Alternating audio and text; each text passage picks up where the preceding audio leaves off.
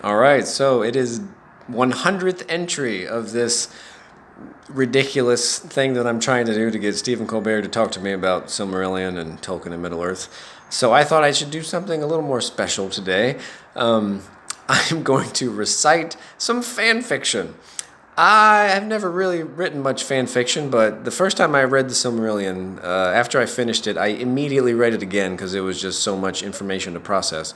And after I finished it the second time, I found a character that I thought I just would really like to know what happened to him, an elf. And so I came up with a story, and it's a kind of a tragic love story. And I put it all into rhyming verse. And I don't think, well, because Tolkien, all of his epic stories, they all were in rhyming verse. And I'm sure the pronunciation is going to be off on a lot of these things. I'm going to butcher it, but I'll try to recite it by memory.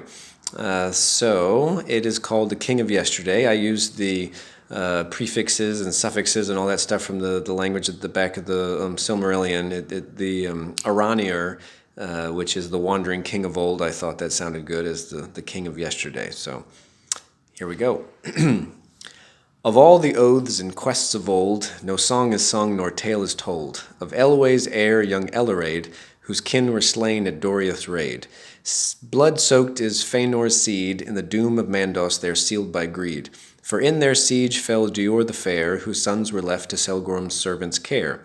But as fate would have it in Mengroth's fall, Maedhros found in the armory hall the fang of death dubbed Caragirth, a Galvorn blade of mighty worth. From the hands of Olay to the children of Eul, no blade so sharp nor cut so cruel.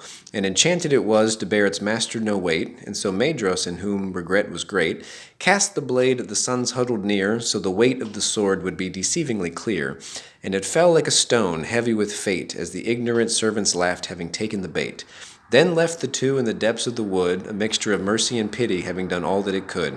So on Elleраid's back, his brother Ellarine and Caragirth he bore, to the place where their sister Elwing fled before, the fall of their house with Feanor's bane, withholding still the seven sons' claim. But the fires had burned out long ago, and sorrow is ever the elder's foe. For in that night passed Ellarine, from grief and woe ever torturing. Elleраid then faced his darkest hour, deprived of joy by Morgoth's power. But deeper than his sorrow ran his wrath, and bearing Ellarine's body he continued the path, south in the wake of Elwing's host, who were approaching swiftly the Balor coast. But in his trek the tracks were lost, covered by the winter's frost. And so in vain and pain distraught, he never found that for which he sought. But to the forest between two rivers he came instead, as if by fate his hand was led. And there it was, at the first open glade, by Elleраid's hand his brother's grave was made. Now deep within a gentle mound the Teleri prince still sleeps sound. Then for 7 years did Elleраid roam, the beast his friend, nature his home, till far to the east beyond the waters of Gelion he met an enchantress more potent than Melian, a young mortal girl from which his eyes couldn't stray, radiant as the sunset he named her Anjune. And together they were for a number of years, then in time Elleраid forgot some of his tears. Though distrustful at first to this absence of pain, having once known love, this was far from the same.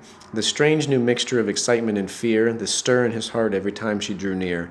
Her laughter and smile brought new life to his senses, and the depths of her eyes brought down his strongest defenses. Never again, the comfort and warmth that they found in each other, and the strength of the bond between one another, gave birth to a love so beautifully rare. Never again will there be a bond so true or so fair.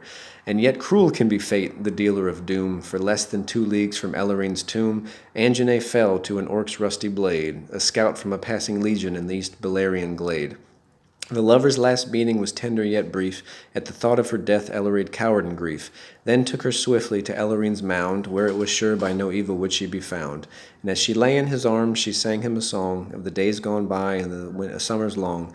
But no words of grief, regret, or of pain tainted the beauty of the song that she sang. But bittersweet were the words that she chose, for the fonder the memories, the deeper the woes. And then there it was that her last words were said, and they echoed long within Elleраid's head. I rest now in peace, knowing we once were one, and ask only that you remember in the days to come of the time you spent when you were young with Anjune, your setting sun. Then the sword Karaguth shook, for great was its thirst, and in Elaraid's breast the wrath of the Eldar did burst. His eyes shone forth with the light of Arda's first stars, as white flames licked his brow that left no hurt nor scars. Then swift as Nahar, more dreadful than Orome, he found the foul beasts ere dawn the next day. Countless they fell to the last Tellerly lord, no bone, flesh, or armor could slow that dwarvish sword. And as the sun rose, the remnants were slain, then dripping with blood, still ravaged by pain, he returned to the woods, Anjanae's murderer dead, with the winds at his feet to the forest he sped. But there at the sight of her small, dark, lifeless form, began the unnumbered years of Elaraid the Iranier's mourn. Now deep within Elarine's mound, Anjanae also lays, where they rest side by side till the end of all days. The king of yesterday. Stephen Colbert, I'd like to talk about all this stuff with you sometime. Please hit me up. Thank you.